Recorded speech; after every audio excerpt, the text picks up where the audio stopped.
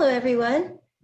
I'm Susan Nash, AAPG, and I'm so excited. This is week 20, the culmination of this fabulous series, pivoting during the pandemic, and we focused on diversification strategies and new revenues, opportunities, and we'll take a little break after this meeting because I'd like to talk a little bit about our annual convention, which is coming up. I'd like to encourage you to sign up for that.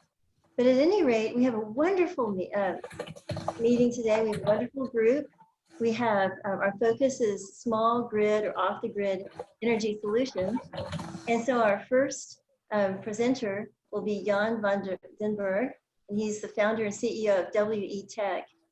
And he's going to talk to us about standalone associated gas recovery to a sustainable source of energy with zero flaring. And that's pretty exciting. And you'll see one of our themes today is environmental solutions and the energy transition. And to that end, we have Don Clarke with us today, who's the president of our division of Environmental Geosciences. So we're really, really happy to have him.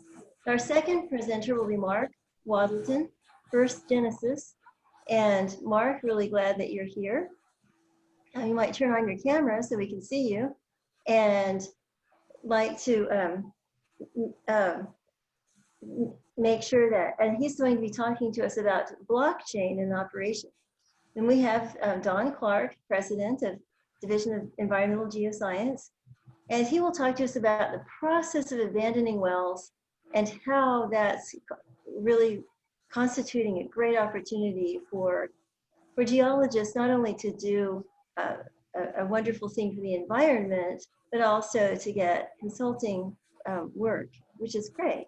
And then finally, we have Amanda O'Connor of Harris, and she is going to talk to us about geospatial remote sensing for energy solutions. So, hey, Mark. So really glad to have everybody here. At the end, we'll have question and answer, and we also have a special guest. We have Julia Lemaster, who will talk to us about her successful experience. She has worked as our marketing director for the series, and she's also put together a pivoting website to help geologists who are needing to find new career paths or new employment. And she has her own success story, so we're really, really happy for Julia. So she'll talk to us about that at the end, a personal journey. So I'd like to, as always at the end of our introduction, introduce Larry Davis, who's a professor at Texas A&M Texarkana. And Larry, would you like to say a few words? Just say hello, and I'm my brain is just full from all the things I've learned over these past 19 weeks, and looking forward to the presentations tonight, and welcome everyone, and look forward to the discussions. Great. Great, well, thank you. So as we get started, I'd like to introduce Jan van den Berg, who's here from the Netherlands, where it's quite late. So we really appreciate your sacrifice, John, and like to invite you. You're most welcome. Great. I'd like to invite you to share your screen and present. Yeah, shall I take over? Yes, please. Okay. Let's see. So this is loud and clear for you? Yes, it's great. Okay, very good. Well, thank you very much for inviting and giving us the opportunity to present some new pieces of technology that we have developed and are currently implementing in process industry. And the areas of innovation that we have been working with is targeting the processing of waste gas streams, low calorific. We have developed this to something that we can also apply to reduce flaring and treat and recover flare gas. And that's the topic I want to zoom into tonight. In doing that, I'll first give you a few words on WTE, who we are and where we come from. Secondly, of course, I'll zoom in a little bit on the two pieces of technology. One is on clean combustion, incineration, And the other one is on gas liquid separation, how to effectively take out the valuable hydrocarbons. And of course, in the end, I will come back to some conclusions and comments. WTE, it's a company that was set up a number of years ago based on the experience of a number of the participants. And these are, well, senior executives from oil and gas industry. It's from offshore equipment manufacturing and large-scale solar development. So it's a broad range of experience that we have combined, and that was actually the basis for setting up this company. The target that we set ourselves to work with was really to find ways to have a good way and an effective way of treating of low calorific off-gas. And as most of you will know, who have any experience in the process industry, these are difficult streams to treat. You normally need a lot of additional gas to get the flames going for flaring. And when you do, then you have a lot of emissions in terms of CO2, in terms of nitrogen oxides, NOxes, etc. And we've found developments that we can improve on that one. The third thing is that apart from setting up this new technology for application in process industry, of course, we do our own R&D. So we are also active in developing new type of burners with higher capacities, which gives us more flexibility for application in process industry. Where are we in the world? Basically, we have, first of all, we have the head office in The Hague. This is in the Netherlands. That's where I'm based. From the head office, we are covering the markets in Europe, in North America, and specifically the Canadian areas where we have some gas projects, the Middle East. The key market to start with was effectively the Asian markets, because a lot of emissions that are still going on in this industry, there is directly venting of hydrocarbons, even without combustion, but also a lot of flaring is going on in the process industry. So we started off in China a few years ago, and with a partner company, which is Hofung Technology, and we set up our own engineering office in Beijing. So that's the basis where we started. We have worked for quite a number of projects in coal gasification and into refining. More recently, we set up a new office in Mumbai, in India, to cover the Indian market, which has a kind of situation comparable to China. So there's a lot of emissions going on and increasing pressure from government to really reduce on smog formation, NOx emissions, and all that. Now, more recently, we set up a new office in Houston, and that's our youngest branch in the total picture. And that's, of course, targeting the development of the American market, the United States. And in this market, we see a lot of opportunity for the flare gas reduction. That is the flaring reduction or the flare gas recovery. We have built some experience in some projects in Middle East and Africa, and this is now going to be developed for the American market. So what is the problem? Yeah, I mentioned already the flare gas recovery or associated gas flaring. That's one of the key things. And apart from areas like Middle East, Russia, and Africa, also the United States have an increasing volume that is being flared. And here you see an example of the three key areas for the United States. That's, of course, the Permian Basin, that's Texas and New Mexico. And we have the Bacon oil field in North Dakota. The three of them together, that's up to 500 billion cubic feet per annum that's being flared. And that's a tremendous volume, and it's growing. That's what you see here in this slide. For the Texan area, you see that there's an interesting development there. That, of course, first of all, you see that over the last 20 years, or 30 years, starting from 1980 to 2010, there has been a more or less steady oil production, but in parallel, the flaring has been taken down to a significantly lower level. But now, the last 10 years, then of course, shale oil comes in. You see many more small production sites coming up. Oil production goes up, this is clear, but also the flaring goes up. And most of these sites, they have limited facilities in terms of infrastructure to get away with the hydrocarbons they might be able to extract. And you really have to find a solution for that. Nevertheless, if you take the total volume of flaring that's going on and you calculate with a very conservative value in terms of $2 per MMBTU, you still talk about $220 million per year that we are burning away. So there's quite a bit of an incentive there to find ways to improve. So what is the solution that we have developed? Well, we have taken an approach from two sides. And the two sides is, on one hand, it's finding a good way of taking out the valuable hydrocarbons. And then, of course, you have to find ways to, first of all, liquefy the hydrocarbons. That you can do by conventional technology. And then you have to separate the gas and the liquids. And there's a lot to be gained. So we have developed, in cooperation with a partner, being SDS Separation Technology, it's a Dutch company, a new piece of technology for this separation step. And it's a cyclone-based separation. And I'll show you in a minute later on that what is the effect of that and what's the impact of this new technology in terms of efficiency. On the second line, we have the combustion part. So whatever is left over in terms of residual gas, you still need to do the incineration step. And there we have developed, in cooperation with German partners, a new technology which is based on flameless oxidation.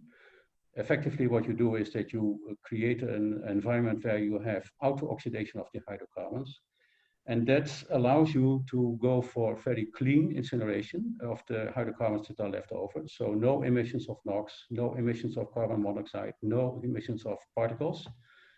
And you generate a flue gas at a temperature of something like 1000 degrees C, which allows you to go for maximum energy recovery in terms of high pressure steam generation.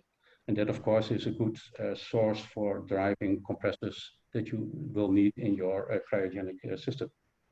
The combination of these two technologies that brings us exactly where we want to go in terms of recovery of the flare gas. The basic layout of the whole system, if you put it in a block scheme, is pictured in this slide. So here in the left corner, we go in with the associated petroleum gas. And there we have, first of all, the condensation step, which is a cryogenic system.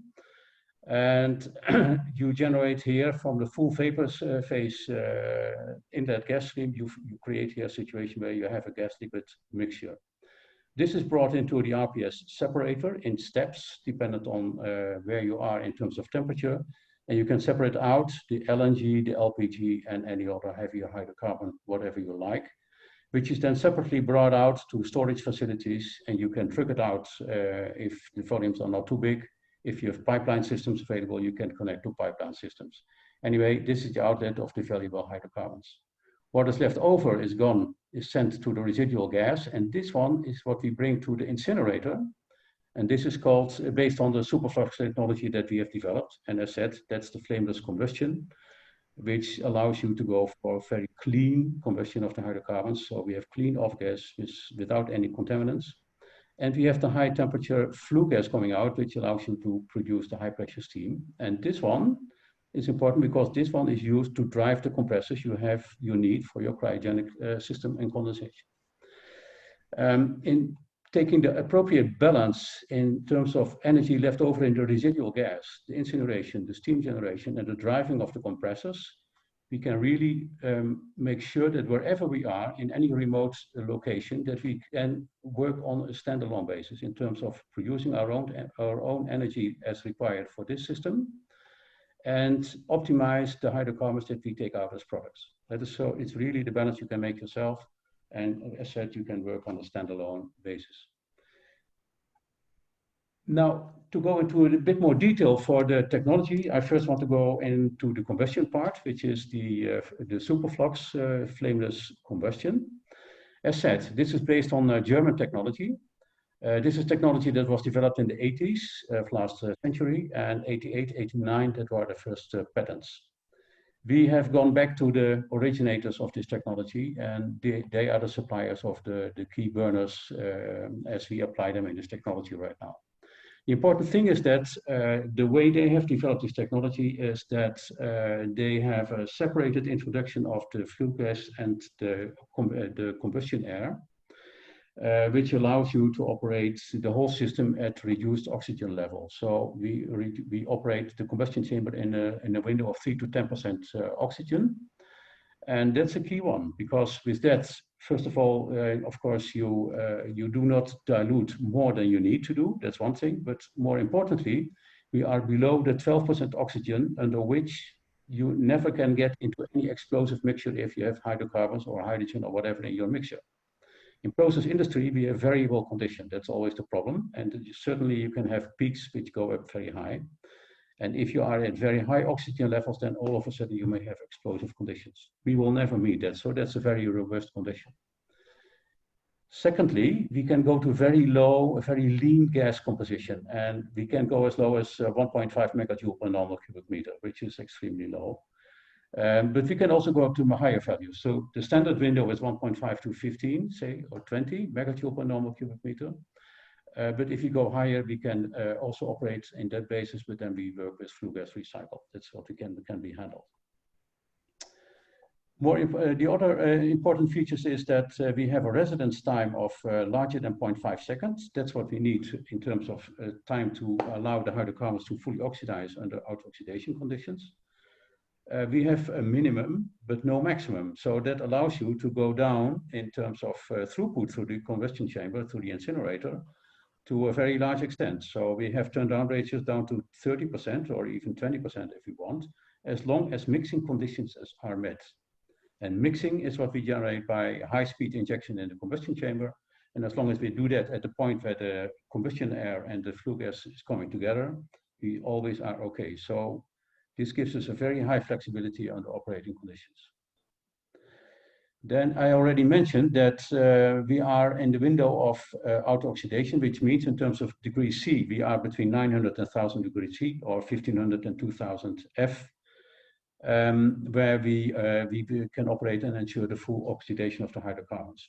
This is below the 2500 F, where you normally start with oxidation of molecular nitrogen, and there you get the NOx formation. So we are way below that. So whatever we do in terms of oxidation of the hydrocarbons, we do not get the standard NOx formation that normally comes back. In the next slide, you see this once again pictured in the profiles in terms of temperature, etc. So here on the upper side, you see the conventional flame-based combustion. And then, of course, you have the high temperature zone in the flame zone. This is going up to 2000 C or 2700 F. And this is where you have the NOx formation when you go for conventional combustion. In the flameless oxidation or in the flameless combustion mode, you see that we have the separate introduction of the fuel gas and the combustion air. Mixing is realized here at this point by high-speed injection. So we get highly turbulent conditions here. And after this initial mixing, you have a very homogeneous distribution of both the concentrations, the oxygen content, and also the temperatures. And with that, we ensure that we have a homogeneous combustion of all the hydrocarbons, but also we know where we meet very high temperatures, so know where we get into the range where NOx emissions may go high. So if you take the flame-based combustion, you will see that you can at least, you are always at levels of 200 ppm V NOx or higher, and that can be as high as 1000, while we are at a level of 10 or 15 at maximum. And so that's really a big, big difference. Summarizing for the technology that we have here, then you will see that, of course, the characteristics I've already mentioned. The key advantages is we have a wide range, we are very stable, we are robust, zero pollution, and we have a high energy recovery, so that we have a profitable business case that we can work with, so we can make money. Now the other part, and that's the gas. Oh, sorry, there's one slide I want to show you here. This is, we have an on-site testing facility, which is a mobile facility. In this case, we have applied this in a coal gasification site in China. And there you see that when we started off with the standard conditions where the system was operating, we started up the flameless combustion in our container, which is then the small scale unit here. And you see the NOx emissions going down to the level where we want to be. Now the other part, and that's the gas liquid separation. As said, what we do is that we generate the full vapor phase, introduction of the flare gas. We apply the Joule-Thomson principle, where you play around with pressure and temperature to make sure that you liquefy the hydrocarbons, and you transfer the whole system into a gas liquid mixture.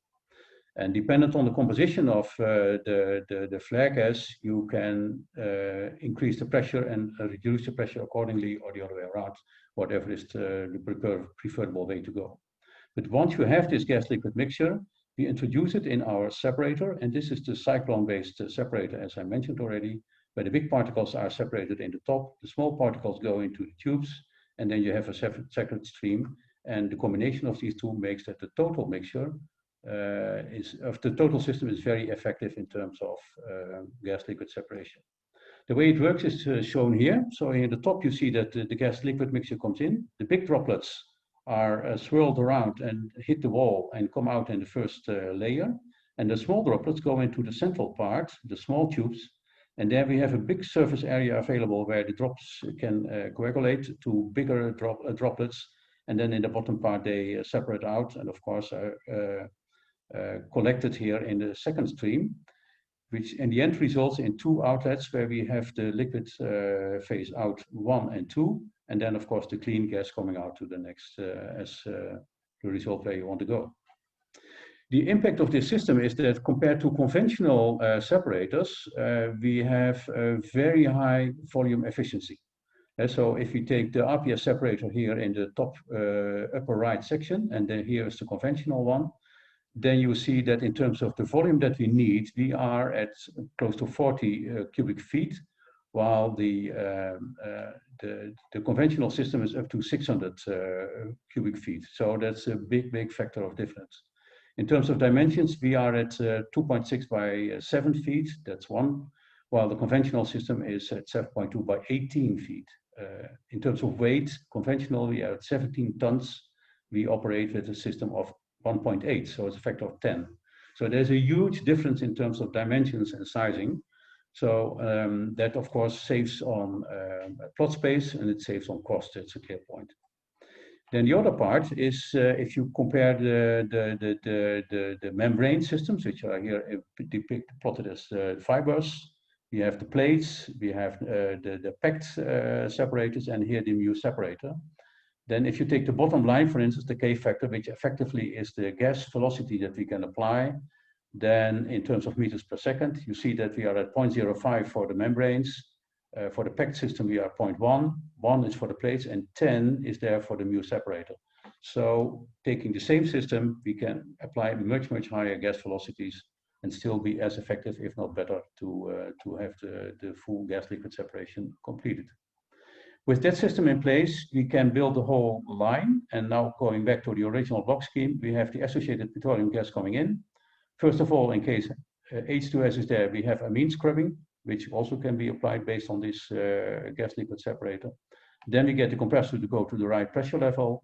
We have the first liquid separation, which is C5+. This is still at a temperature of something like 70 F.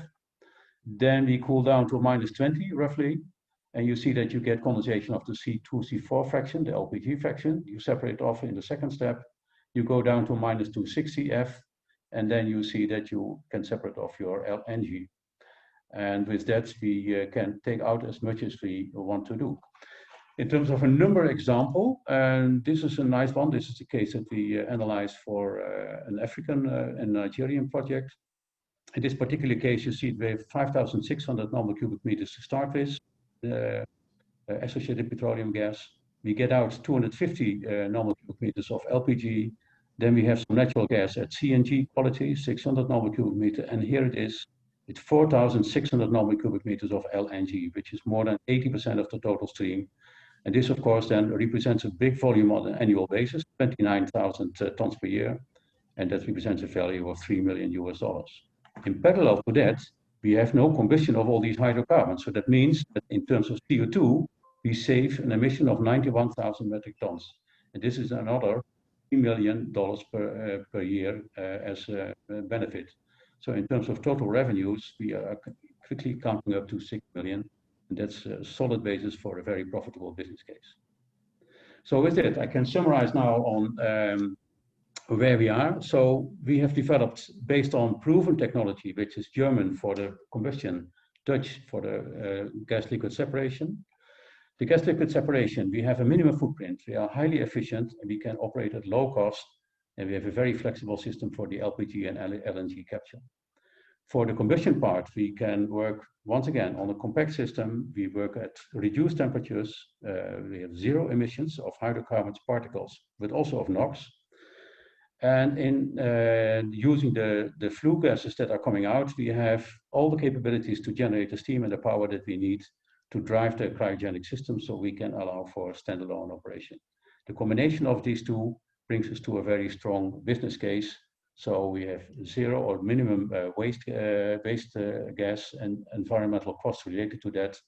We have a maximum value recovery and a zero environmental cost in total to work with. So with that, I would like to close off the presentation we have here. In case you need any further information, then you can find us in Houston, as said, which is where you can find us under the name WTE US, and you can find us in Europe, in The Hague, which is WTE-Tech BV. So I thank you very much. Well, thank you, Jan. And I noticed that you have some questions, so your presentation has resonated with our viewers, so appreciate that. So thank you. Thank you. We'll save the questions and some, until the end. So I'd like to introduce Mark Waddleton right now. So I think, Jan, you might need to stop sharing your screen so Mark can share his. You take it out here? I think so, right? Perfect. This is working. Oh yeah, Mark's taking out. Excellent. Okay, great. Thank you. Great. So welcome, Mark. Thank you very much, Susan. I appreciate the opportunity. And given that this is AAPG, I figured I'd focus on our seismic entitlement blockchain digital solution. This is We'll great. just go ahead and jump right in. So, a little bit about First Genesis. We've had over 2 decades of experience providing IT services and solutions to the oil and gas industry. And about 36 months ago, we made a hard pivot to the distributed ledger and blockchain technology space, developing and launching Zenith. So to level set, you might have heard of blockchain in the same sentence as Bitcoin and cryptocurrency. These are not the same things. Blockchain is the underlying technology developed to prevent the double spend problem in the digital currency space, a role that a range of financial institutions do with government issued currency. So in the rest of this presentation, I'll share with you why oil and gas companies are turning to this technology and how our solution is different. So what is a block? Well, a block has data. It has a hash value, the value of the previous block and its own hash. The data is stored in the block, and that block acts like a notary. It's timestamped. The hash is used to secure the block, its digital fingerprint, making it tamper-proof. So more than anything, companies want CIA of their data, so confidentiality, integrity, and availability. Legacy storage solutions still struggle with CIA of data and need to add middleware and middleware software in order to manage it, also increasing the support expense. Blockchain solves this in one single offering. It's distributed, peer-to-peer, verifiable, and tamper-proof. So here's kind of a high level of the general technology stack when it comes to distributed ledger technologies. And what is one of the unique attributes of our solution is the fact that we span the entire technology stack. We're one-stop shop. Here is a summary of our capabilities, and I'll run you through some high level of that, pointing out. So our technology is called Zenith.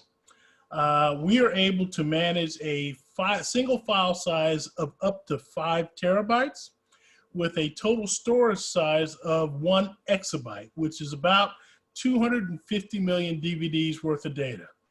Whereas the current competition is sitting down in the kilobytes, megabytes, and maybe gigabytes storage range.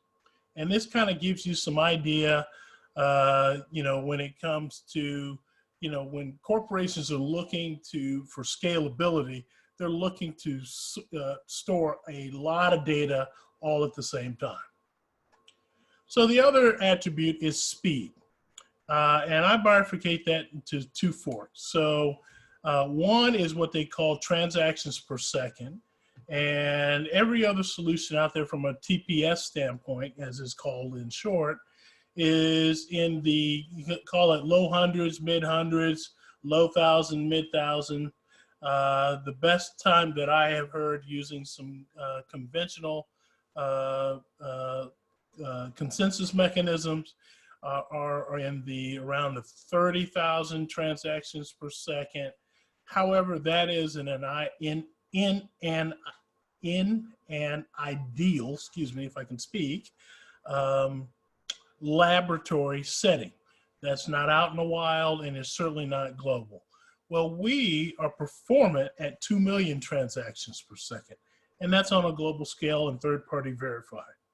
The other part of this is the speed of which that consensus block, meaning all the parties agree that X event happened, and that's the time that it happened. So what this does for us is that we're in the sub-millisecond time frame, whereas everybody else, like some of the more popular names like Hyperledger from IBM and Ethereum, Ethereum's in the minutes, 10, 12, 13 minutes, sometimes longer.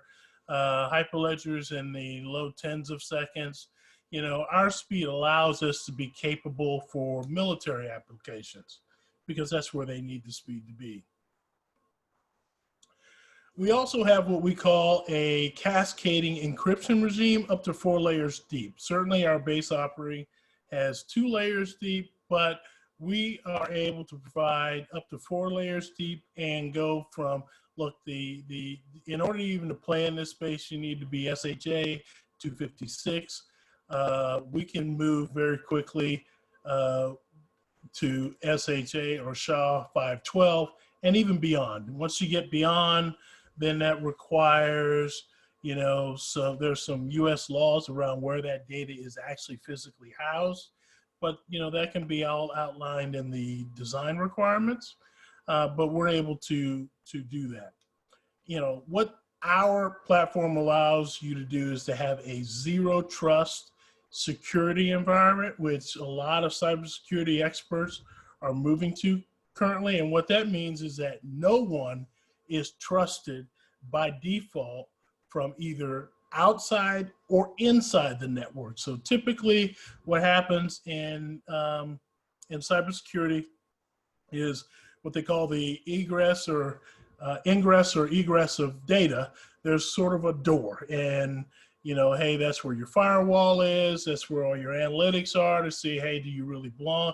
But once you're inside, everything typically can talk to each other in one kind of way or another.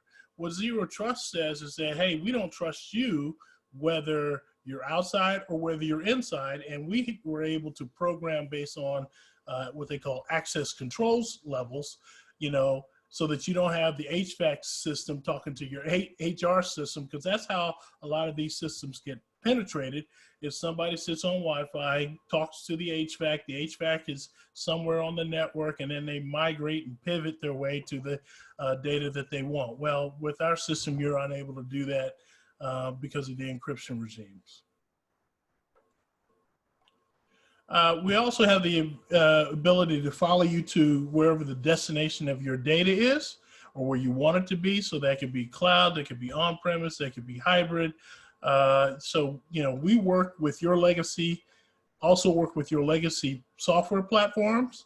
And our smart contracts are written in a language that, look, if you know how to read a text file, you know how to read our smart contracts, which essentially a smart contract is basically a software executable transaction. So think if this, then that.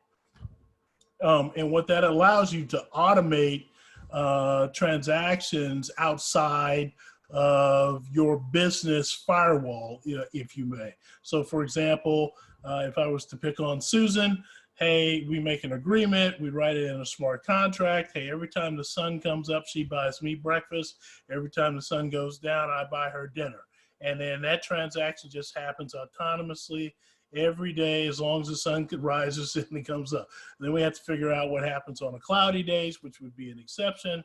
But you can write that all in a contract language. typically every other platform out there is you need to know Python or C# or C++ or some other programming language. Ours is based in JSON, which is really close to natural language. So that's also an expense reduction as well, because you don't need to hire a Python coder or a C# coder in order to do this. You can do this with your existing IT resources. Two, you also don't have to hire additional resources to audit those contracts because you can use existing resources to do so, because they don't need to have deep knowledge of coding in order to understand what's going on with those contracts. So let's jump into how do we use blockchain for seismic entitlement. Well, look, overall, this is the oil and gas industry players when it comes to the seismic industry. It's relatively a short list of providers that everybody goes to.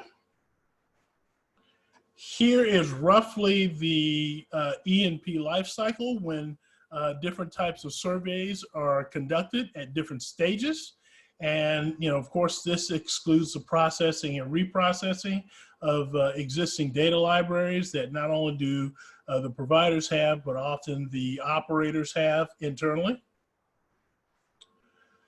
Here is generally the two data acquisition models. You've got contract, which, say an Exxon or a Shell goes out and say, hey, we want you to shoot this area, whether it's land or marine.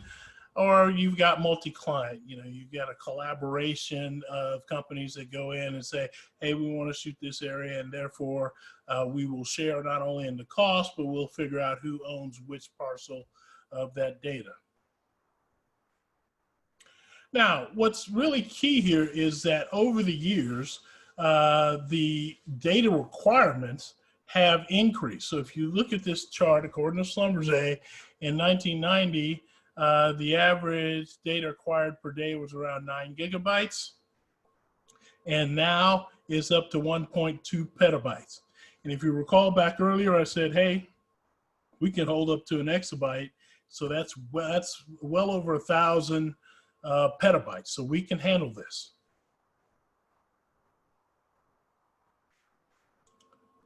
Another unique capability of our system is the fact that, look, we can ingest almost any data format.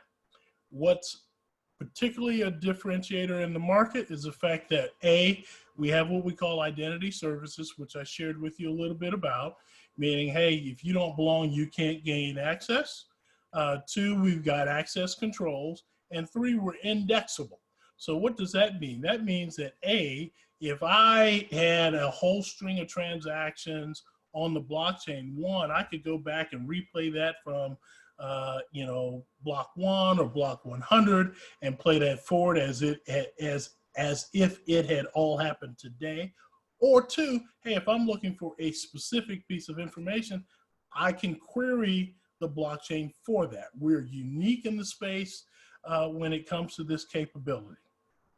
And then lastly, given our architecture, you're also able to have a whole host of data analytical solutions that you're able to put on top in conjunction with our blockchain, which is also highly unique.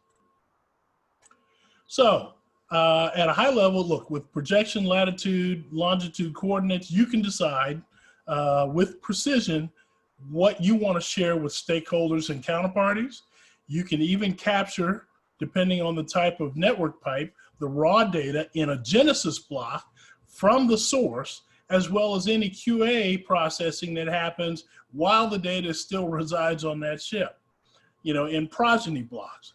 As a data owner, you can also even decide what specific device, server, room, data sets can be accessed on.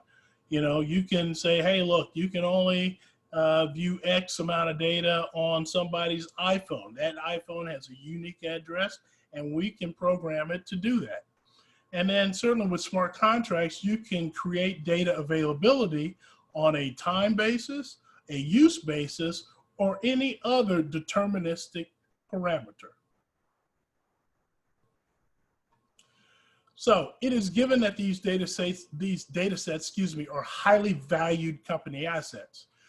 With our platform, your company or organization can use its own proprietary models to analyze the data without any risk of exposing the underlying code. Again, I harken back to that zero trust networking environment that I talked about early in the presentation. And this gives your company or your organization unprecedented ability in how your firm manages your existing or new data library. You know, like if you're able to create, and this is going to create opportunities when it comes to additional market, data markets and commercial opportunities. So you can keep the status. Also important is you can keep the status of your seismic data evergreen by maintaining its provenance, chain of custody, and an audit trail of who owns what, when, where, and how. You know, a lot of this stuff has been written down on paper over the years. Either that paper has been degraded, somebody spilled coffee on it. There's a whole host of reasons that you might not can trace that all the way back to an origin point. Well, you know, one, if you do it digitally, you'll be able to do so. And then B, if you're putting it on a blockchain, well, then it's going to exist and cannot be altered at all once it has been encoded on the blockchain. Then you can also, with our system, you can grant, revoke, and manage data access to any other organizations using those smart contracts. So that if this, then that software scripts that I talked about earlier, thereby creating specific or unique commercial opportunities with the investments that you have in your current data sets. So again, here's just a, you know, a select list of, you know, types of contracts that might be associated with these seismic data sets. There might be others. You might have something that might be unique to your organization, but you know, this is just a very high level, quick overview of our blockchain platform called Zenith. Again, my name is Mark Waddleton, and I'm with First Genesis. Thank you, Mark. That was really interesting. Thank you. I think that I'm so glad that you chose the seismic example. It's just, it gives a sense of like how much potential there is out there and how practical it is. So thank you. Thank you. So our next presenter is Don Clarke, and he's going to talk to us about really an interesting phenomenon about what's going on in California and other places, and what that means for geologists and some of the implications. So welcome, Don.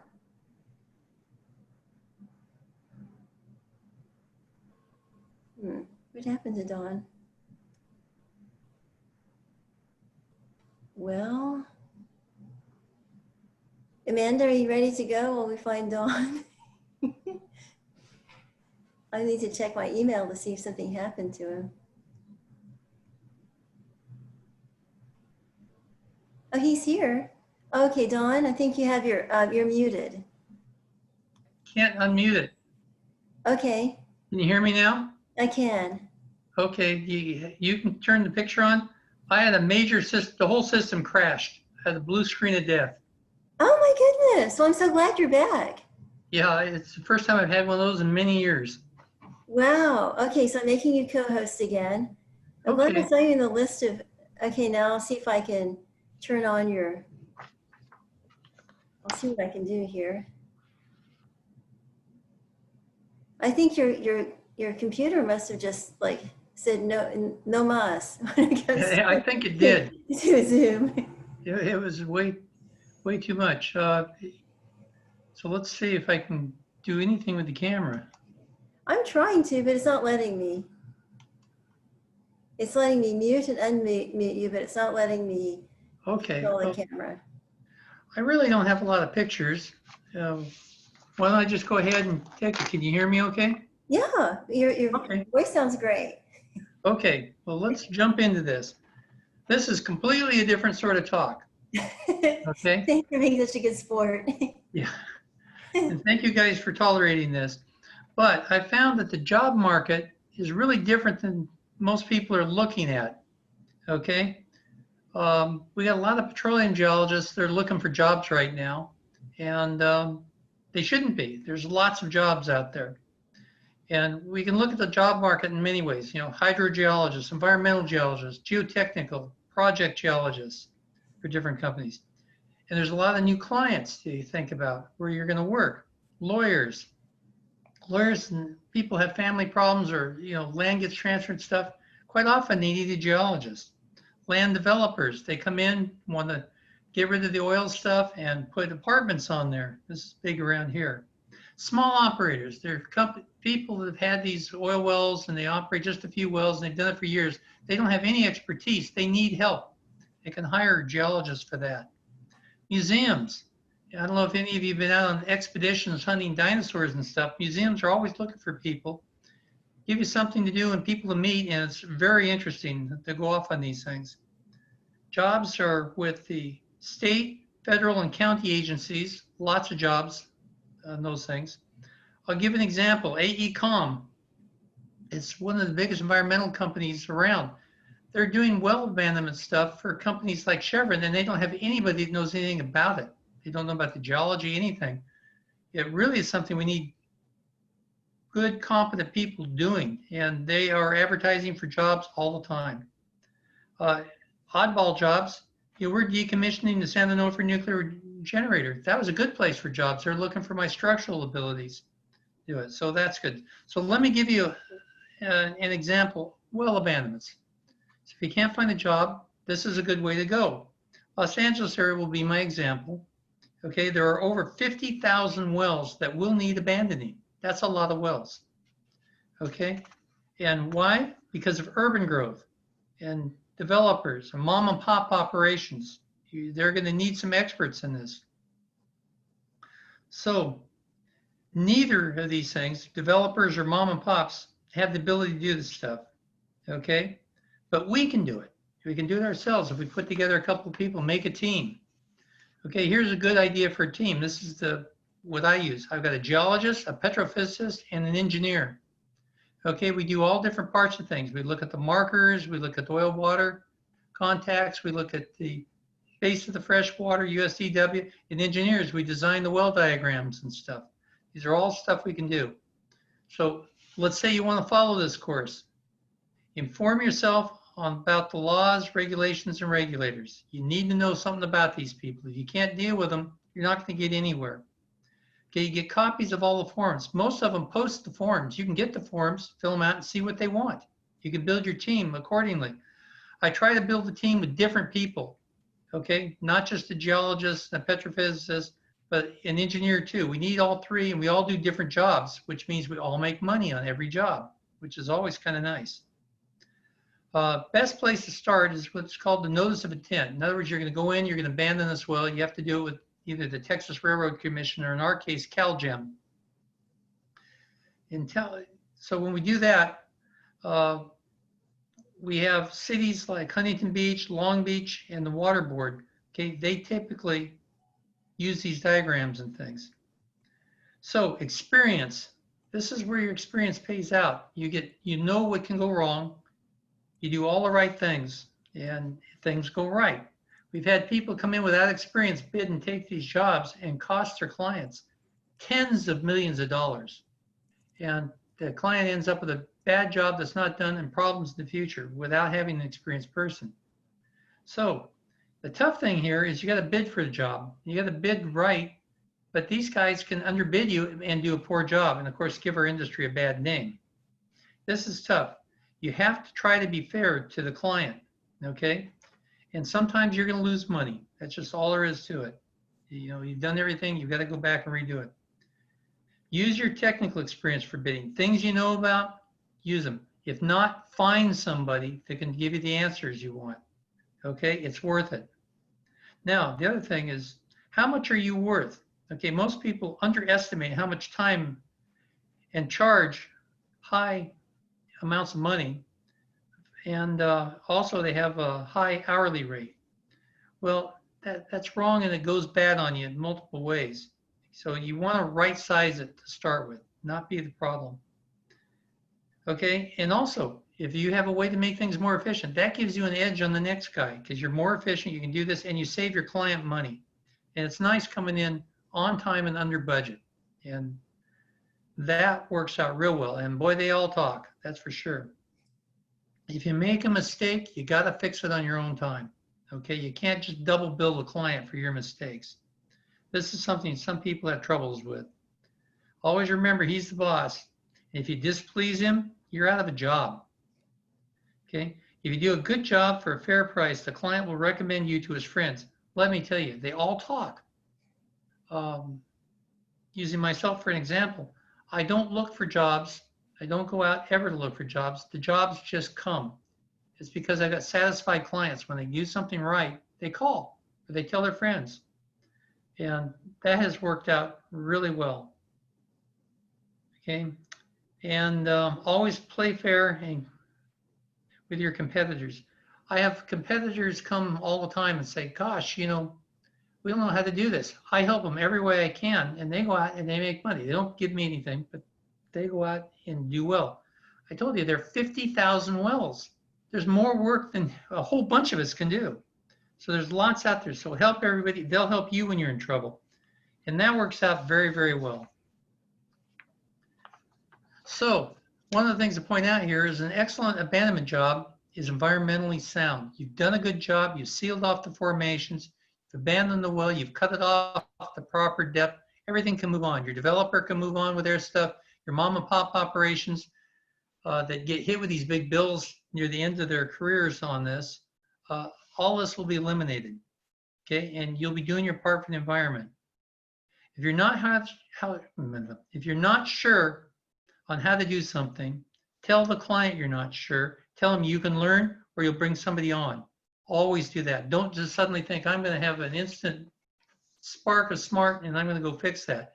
I've seen that go bad. I've seen a well that they had a project that was supposed to be $260,000 to abandon the well. They got done, it was $14 million. The guy didn't know what he was up to and they kept creating more problems as they went. It was obvious what he was doing wrong, but he wouldn't listen. And you try to help him. So that's what you should do. Now, I mentioned we've had a number of disasters. We've had lots of disasters around where people have done the wrong things. Now, I'm going to jump back. That tells about that. I look for skill sets on people. That's the most important thing. Can they do certain things? Are there programs they know how to use that I'm going to be using? I give some examples: Geographics, Petrel, Neurolog, Kingdom Suite. There's a number of these things. You know, if you can use these, there's work for you.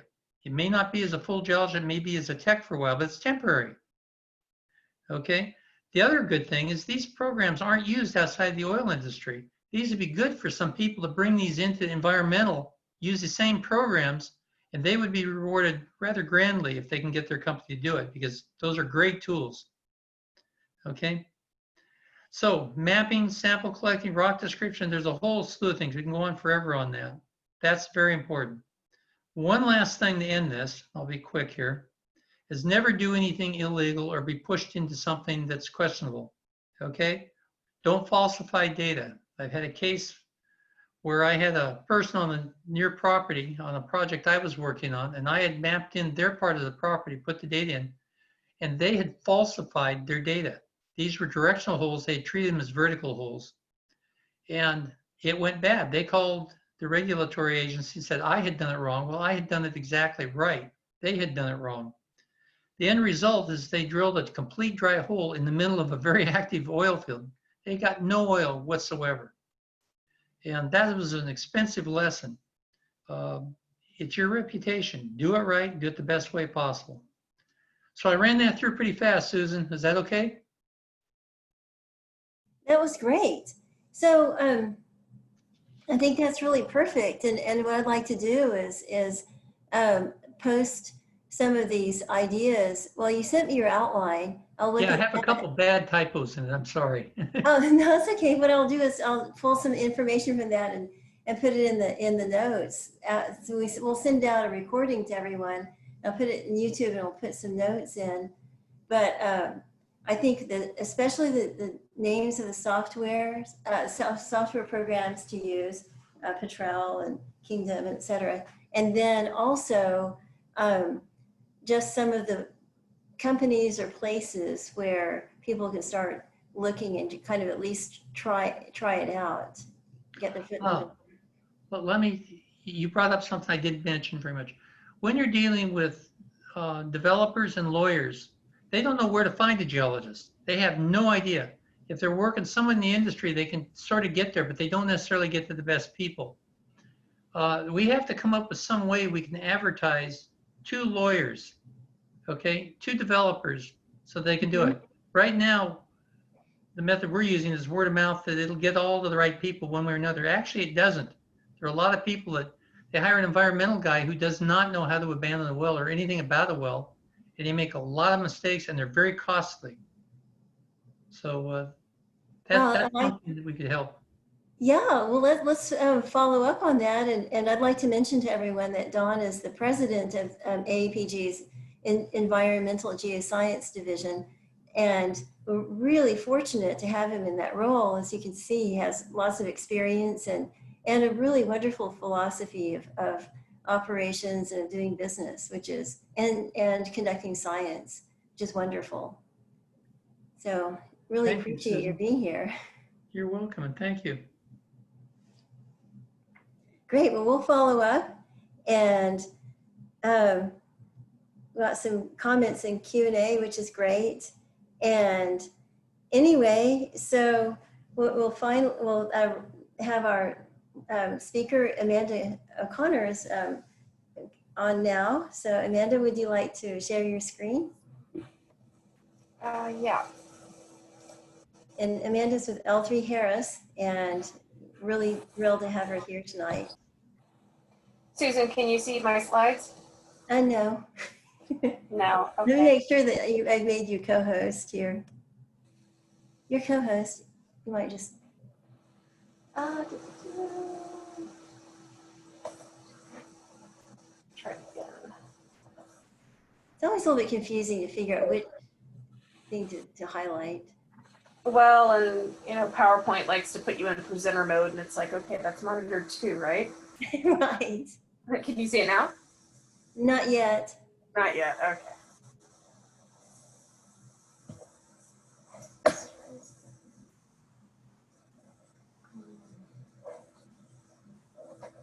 What I'm going to do, I may just have to present this from not presenter mode, which is not my favorite way to do it, but it will probably work. Yeah, that works. Okay, it's working. Yay. Okay. Yeah, sorry, Zoom doesn't like it when you have 2 monitors up. So hi, I'm Amanda O'Connor with L3Harris Geospatial Solutions. We're the developers of the NV and IDL software. My degree says geology, but I know mostly about remote sensing and image processing. And so Susan asked me to talk a little bit about remote sensing for energy solutions, especially in light of some wells closing down and having to mitigate and kind of refurbish the land where wells and other energy activities taken place. So I kind of went with that vein. So let's just get started. So talk a little bit about well pad restoration. One of the technologies that we've really invested in the last couple of years is deep learning capabilities. So being able to train a model to find what, number one, a well pad looks like, and you can see that in the upper left image. Number two, what a native plant starting to grow back in the first stages of reclamation, and then stage 3 when you start to get into healthy vegetation recovering a former well pad. And you can train models to find each of these stages and map the different stages of well pads being able to do this. This story was actually from the U.S. Bureau of Land Management, and we also do work with Office of Surface Mining and Reclamation for these types of projects. So this next image gives you an example of a lot of well pads in Texas, where we obviously know there's many. And then this is the result of the detected well pads. And again, this was using a machine learning algorithm define these, you could also use define different parts of the infrastructure, the roads, the buildings associated with it, tank storage, that type of thing. So if you're looking at an area and trying to gauge like a rehabilitation project, that type of activity, this was done, I believe, with planet imagery. So it's about 3 meters in spatial resolution. And planet imagery is relatively inexpensive. So is Airbus Pleiad data. Worldview, which I think is really good quality, can sometimes get a little bit spendier. But it depends on the project you need and the type of geometric accuracy and other factors. And that's kind of what we do at my group at L3 Harris, is we can provide advisory on what is the best data for the project that you're looking to use in terms of resolution, cost, the spectral channels that you might need depending on what you're trying to observe. So, what comes next in this kind of environmental assessment? So in this case, we're actually using some vegetation indices to look at recovery of well pads. So you can obviously see in the red areas in the image on the right are where vegetation has not regrown because this was an abandoned field. And then you can watch over time how vegetation does regrow, and you can report back to anybody who's funding you or regulatory agencies to show with satellite imagery that yes, yay, verily, we have rehabilitated the land to as near original condition as we can possibly do. And then the images on the left there, we can do hotspot analysis where, like, perhaps you have started a revegetation project, but you've got some areas that need maybe a little bit more attending to, more water, more fertilizer, or something like that, and can do more sensitive analysis so you can see how things are changing. And there's also change detection tools for being able to look at images, how they change over time, and actually quantify it. So it's not just, there's change. You can actually say, well, X% of vegetation has grown back in this area over this range of time. And so one of the takeaways with deep learning and kind of this well pad example is because deep learning can be very flexible. When you train with one data set, you can apply it to other sensors. So like I mentioned, Airbus Pleiad data, or Maxar Worldview 2, or Planet Labs, or commercial data providers. You're going to get different looking imagery, and you're obviously going to have different terrain. And these models can be applied in other areas. So if you do have a larger rehabilitation project, models that are built for deep learning can be reused to more quickly assess a project. So sometimes it's, getting things started, getting the ball rolling, getting the models built takes some time. But once you get that, you actually have, tools in your toolbox so that you can do it quickly for future projects. And you can see here from left to right, you have easier detections. Obviously, you have a lot of contrast in those images of the white well pads and the darker vegetation. And then you can see on the far right, like that lower right image is really, it's a panchromatic image.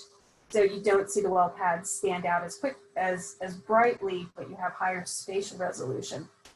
So sometimes you would end up with more false positives, but the great thing about deep learning is that you can add more examples to your model and always be improving it.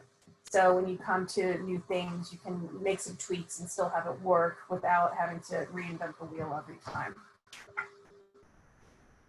So some other examples, the things that we do in kind of the oil and gas and energy industry is we provide SAR tools for, there's a tool called, or a method called persistent scattering, which still kind of blows my mind how accurate it can be.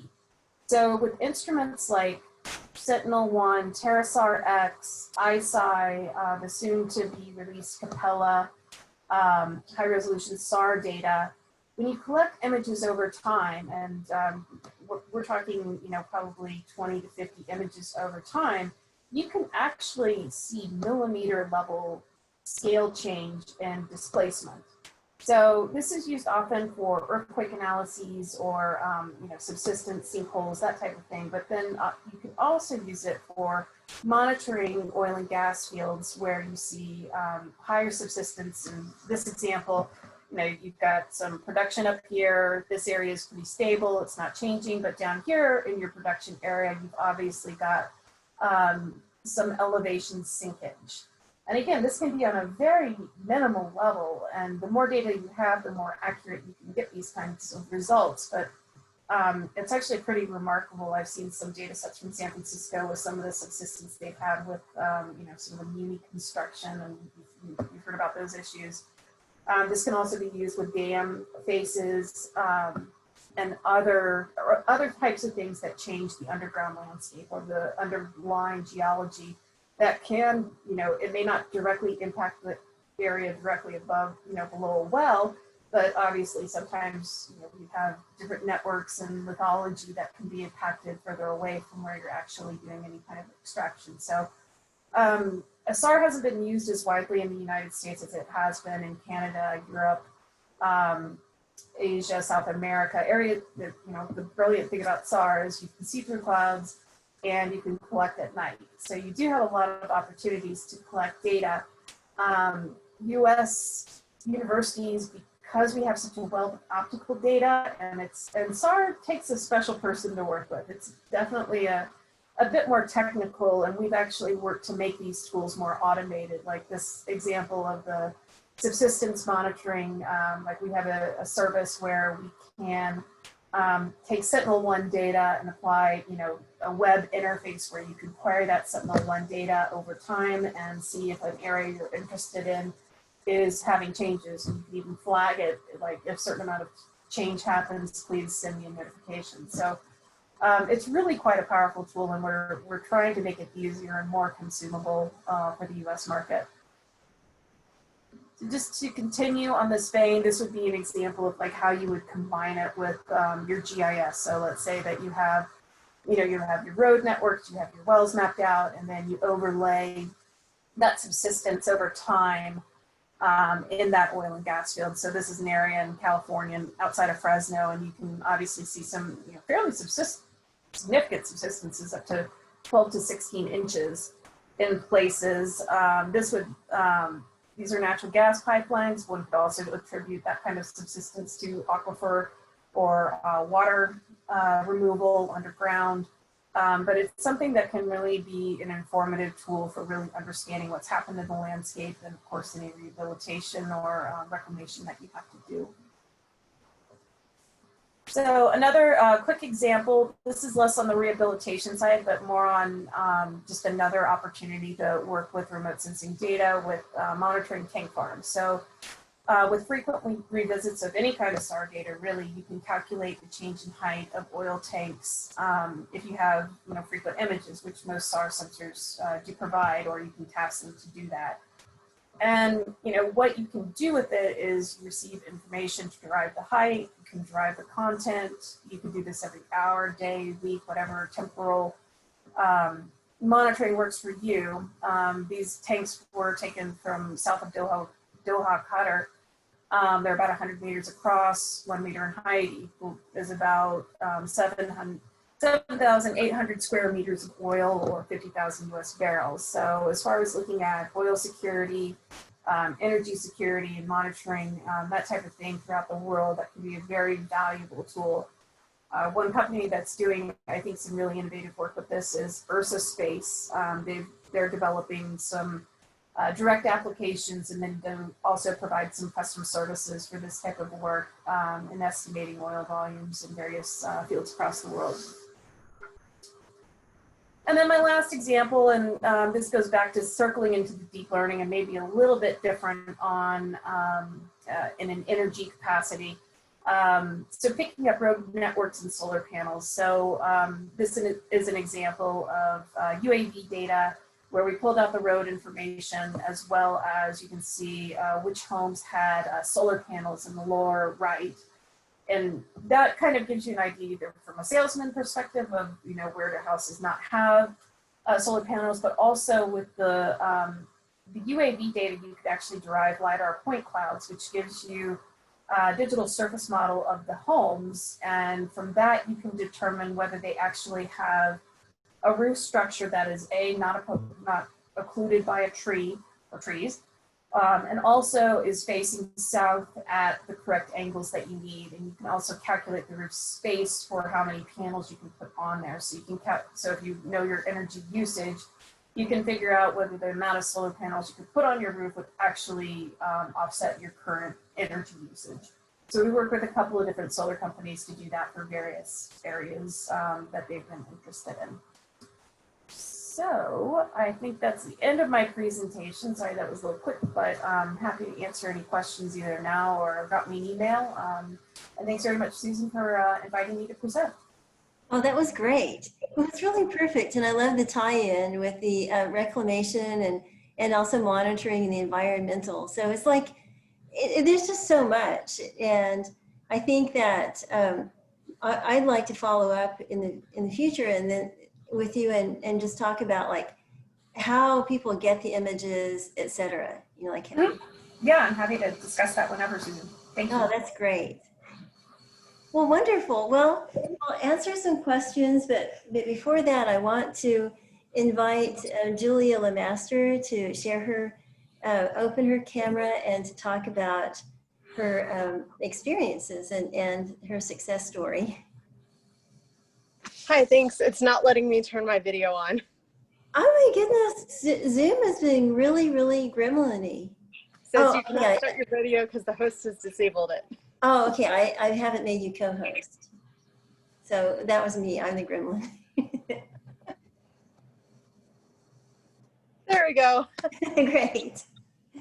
So, hi everyone. I'm Julie Lemaster. I'm currently the AAPG Sections Leadership Chair. And I've also been helping Susan with publicity for this webinar series. She and I are both on the Rockies Members in Transition Committee, which is a joint effort between the three main societies, and we've been joined by several others, are AAPG, the SP Denver section, and the Rocky Mountain Association of Geologists. So we usually run webinars usually 2 to 3 times a month now. So that's really how I've gotten to know Susan. We started that committee back in April. And right at that time, I had actually been laid off from my job of 10 years. So I was initially looking to relocate out of state. I'm also going through some major changes in my personal life. So probably about 3 to 4 weeks ago, I made the commitment to stay here in Wyoming. And about 3 weeks ago, I decided to get a rental house to make sure that it was easier for me to sell my house currently. So on Friday, I actually, when I was signing my lease, I got a job offer. So now I am, so now I have my own place and I have 2 jobs for 2 different startups. So it's, I pivoted myself. So my first, I'm actually consulting part-time with my friend Brandy Butler through Windy Mountain Energy. And so we do regulatory and geologic consulting. And she's worked for a lot of operators up here in the Rockies. And we've worked together in the past on a few things and have gotten to know each other over the years through the Geological Association.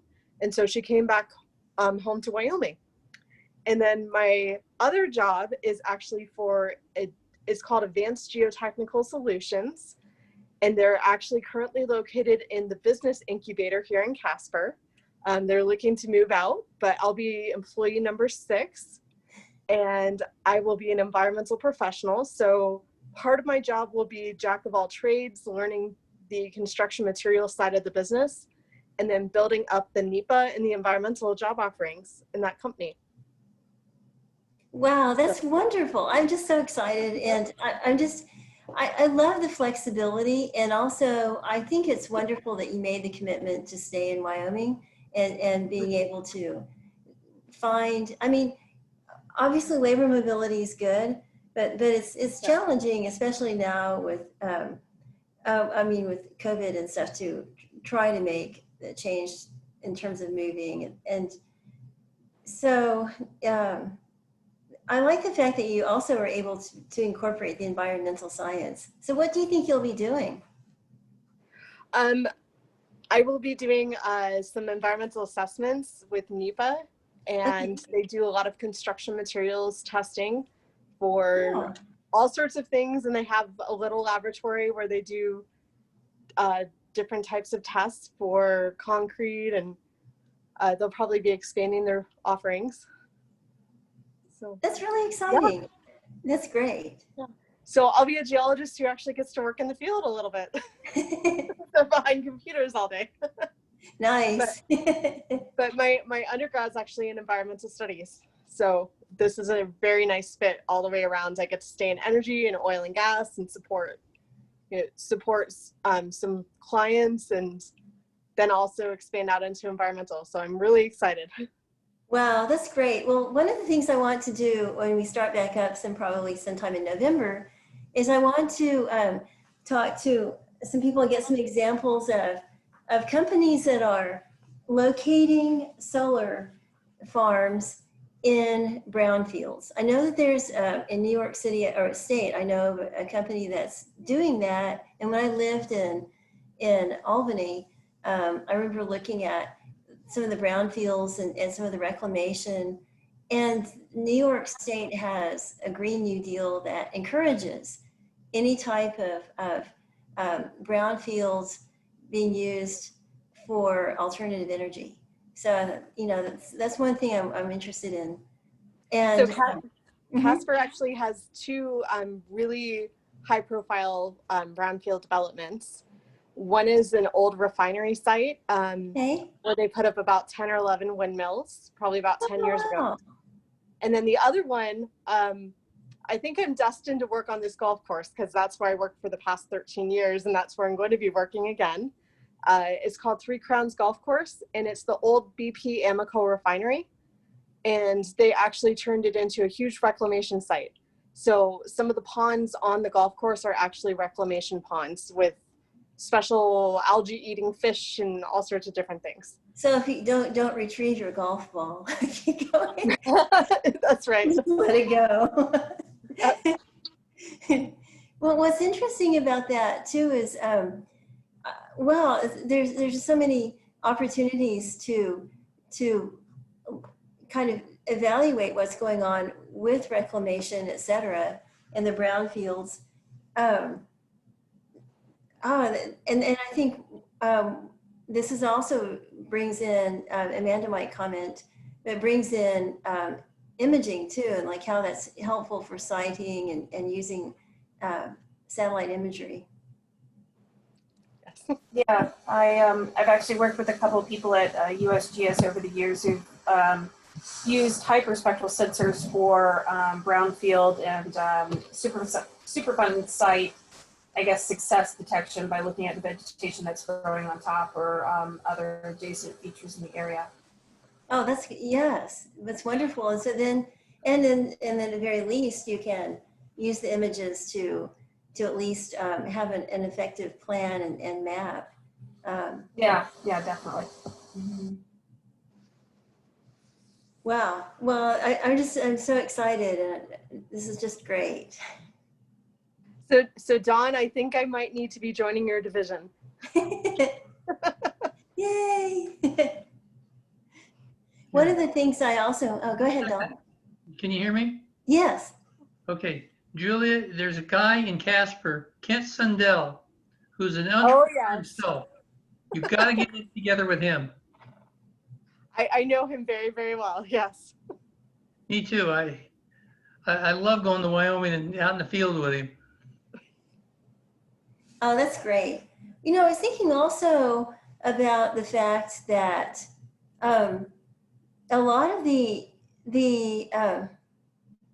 old fields and brown fields have the advantage of being close to the grid. So they'll have some existing infrastructure.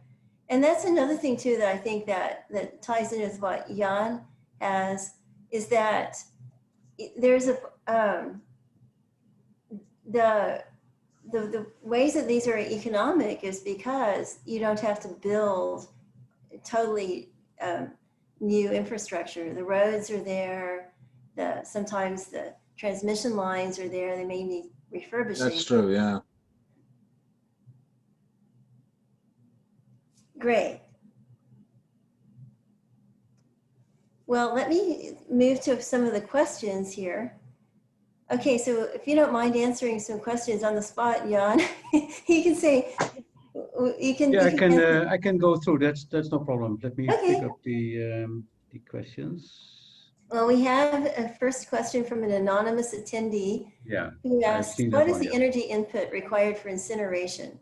What is the water source for the installation in remote locations? Cyclonics Yeah. are highly sensitive to turn down. How does that affect total system performance? Yeah. Now, to begin with, on the energy requirement for the incineration, well, there are two things. One is, of course, the startup of the system. So you need to have any gas available, which can be natural gas or LPG or even liquids, to do the preheat. And you have to go up to temperatures of 850.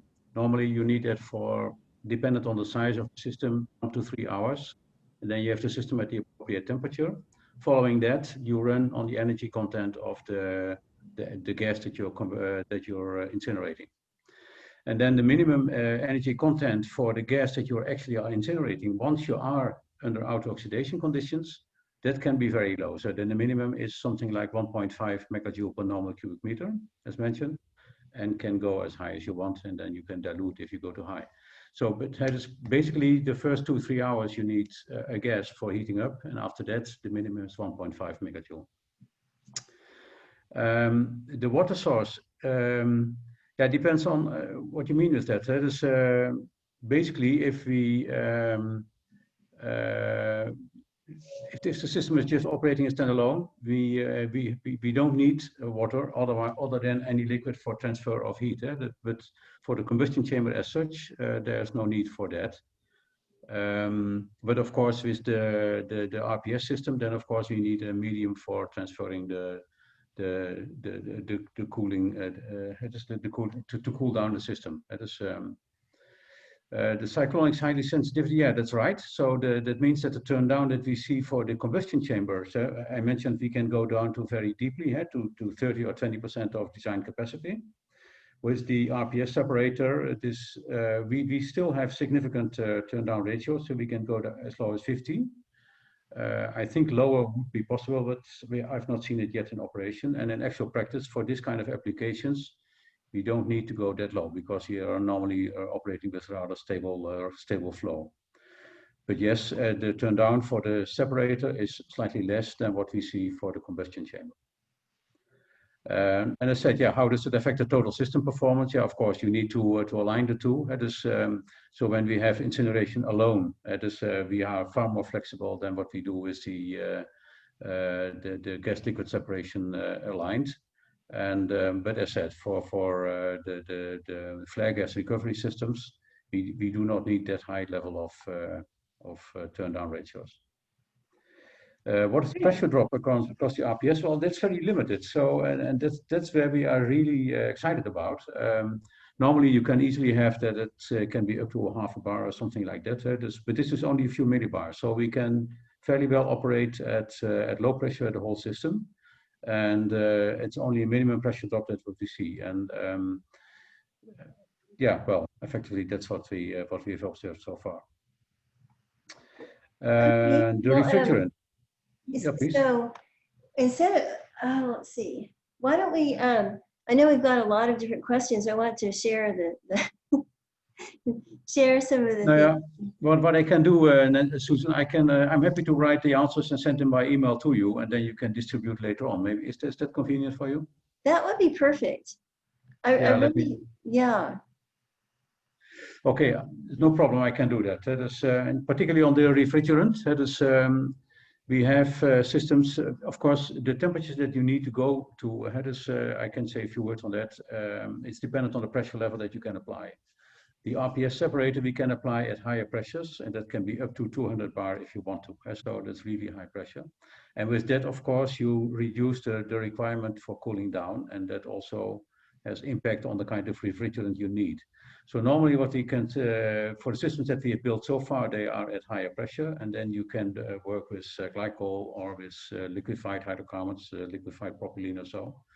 If you really want to stay at 1 bar and you need to go to the minus 160 degrees C or minus 260 F, then we have commercial products. And to be honest, I need to sort out, because I didn't use it so far, what exactly the hydrocarbons are in there. So I think it will be the halogen hydrocarbons.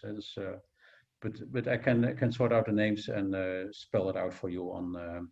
Oh, that would be email. fantastic. Yeah. Yeah. And yeah.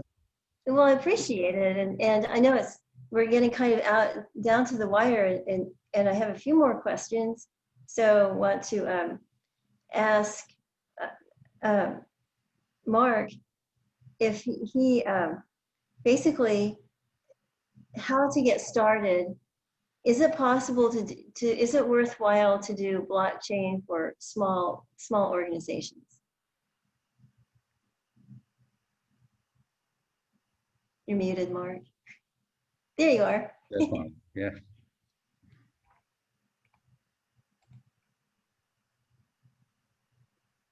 So Mark, the question is it worthwhile?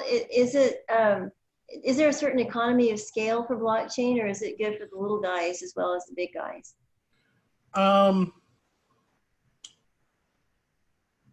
It depends on the use case. Okay, it is fit for purpose. Mm-hmm. The reason that I talked about our seismic is that that is where the market is going because of the challenges that are in the space. You know, Amanda talked about the deep learning piece of it. Well, you know, her algorithms could sit on our blockchain and then just continually create. And then if the ownership of that parcel changes hands, that documentation is immutably follows it. So now you've got a digital, you're matching a physical asset with a financial asset with a digital asset. And that's what blockchain does. So look, if you're a small firm and you're trading, you know, I'm sorry, somebody had something to say? Oh, this was Amanda. I was going to say, yeah, that's a really interesting concept. I really like that. Yeah.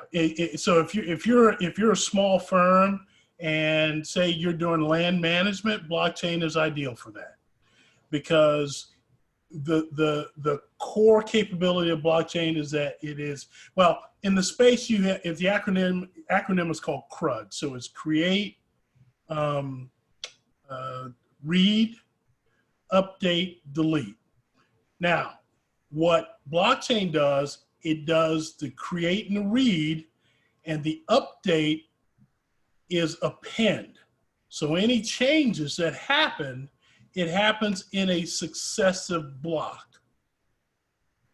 So you've got the entire chain of custody of what happened to that particular asset for its lifetime. So let me pivot a little bit and take this out of the oil and gas realm and give you something that might be a little bit closer to home. You all have automobiles, mainly because we're here in the United States, and I'm assuming those that don't have driven a car, okay? So if you've bought a car, imagine I'll pick on Toyota because they're actually doing a lot of work in this space. Imagine that Toyota, you buy a Toyota and it is on the blockchain, meaning all the way back to the source lot steel, you know the source. You know it was, you know what the iron ore was, you know where it was crafted at Nucor, you know its journey to you, and now you've got a title.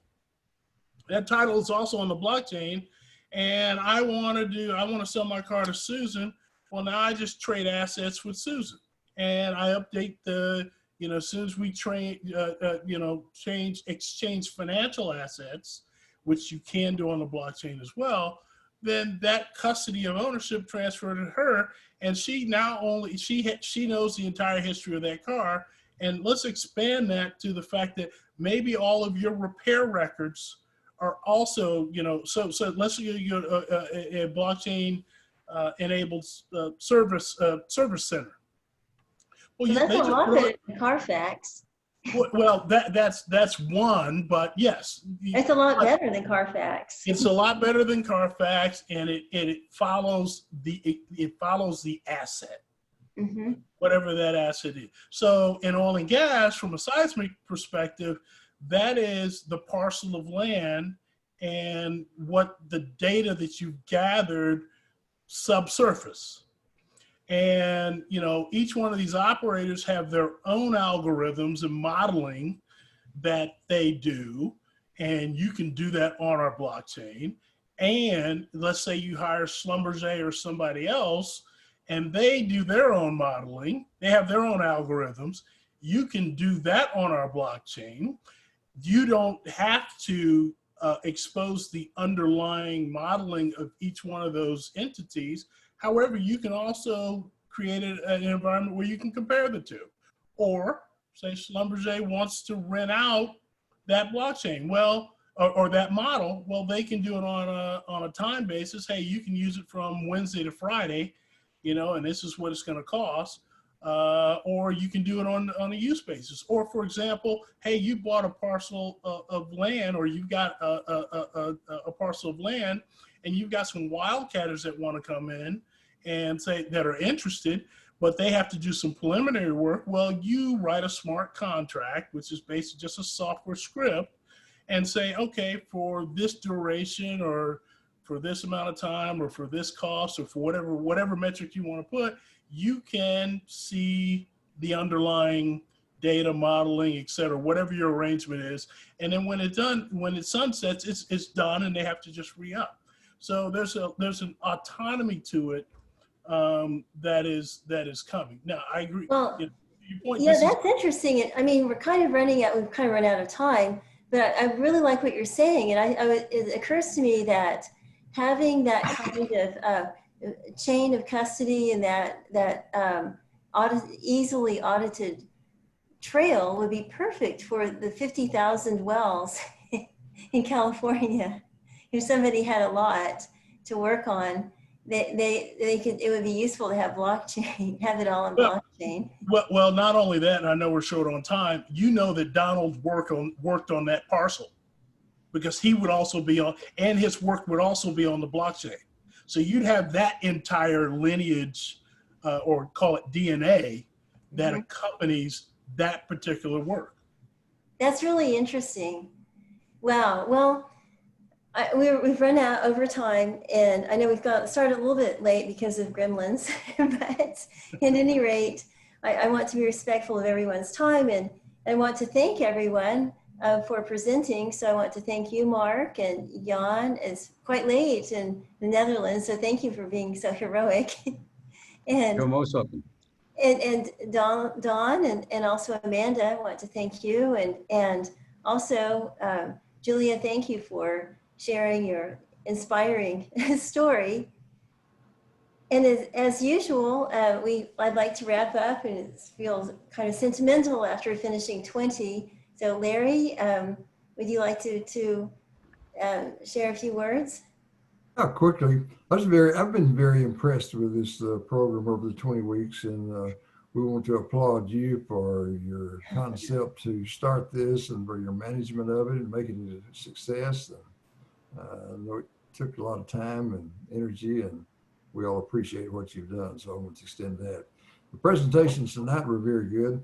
I was taken especially by Don's. He was making included comments kind of about a moral compass or moral standard for performing in the energy industry. And I just want to comment that what he said did not just apply to the energy industry. It's a broad-based thing that a lot of others outside the energy industry could take to heart and help them to make their businesses more successful. Yeah, I really appreciate that too, Don. It's important now more than ever, and it's just so meaningful. Well, thank you very much, everybody. Well, thank you. I want to wish everybody a nice evening. You can expect an email from me in the next few days with a link to the recording. I'll also put a link to a place where you can find all of the recordings. And then in a few months, we're going to put this together in a package at AAPG so that we'll have, what I want to do is have additional readings and maybe even sort of self-assessment, so you can do the self-assessment and get badges. And I want to also take a moment to mention that we have Camelia Baluta is here today. And I just want to say that she's been here for every single one. I think Andres Pesh and some others have too. And Camelia has been an intern and has helped work with BIMBY, Big Mass Energy Storage. So that's a new concept. So she's been helping with that. Thanks to Dr. Susan Nash. So, this wouldn't have happened if it weren't for, for her advocacy for the industry and for putting all of this together and for bringing all of these people from all of these related fields together. So my thanks is to you, Susan, for, being so incredibly awesome and for doing this incredible effort for 20 weeks, right? And so, I had a volunteer internship, and by the way, they even proposed that they would pay me in some shares. So it wasn't totally, volunteer internship. So, I've got, Susan to thank for it. Well, I really appreciate it. It's so nice for everyone to say these nice things, but I mean, thank you. It's a team effort. Larry's been working from the beginning and with some ideas of strategic planning. All of the people have been here, the people that have been involved in UPitch, also different aspects of AAPG. So it's totally a team effort. I just want to thank everyone, and we'll be in touch. We'll make this a resource that you can come back to with additional resources with the recordings, and then we'll start up again sometime in November and have even a more focused area where we can watch pathways for success. So anyway, thank you. Really appreciate it. Bye, everyone. Thank you. Goodbye. See you next time. Have a good evening.